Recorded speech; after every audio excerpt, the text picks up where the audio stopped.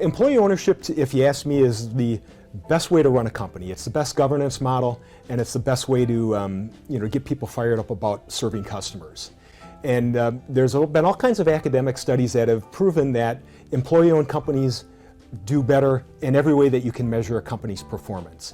And the reason is that because people have a financial stake in the place that they work, they care more, they try harder, they come up with more creative ways to serve customers, they just work better and more efficiently.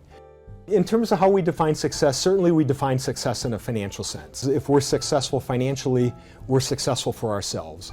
We're building wealth and financial security for all the people that work at Sentry.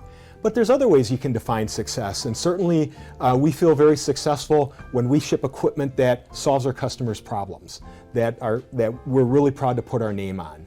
I define success also the fact that we export all over the world. About 40% of our sales are overseas.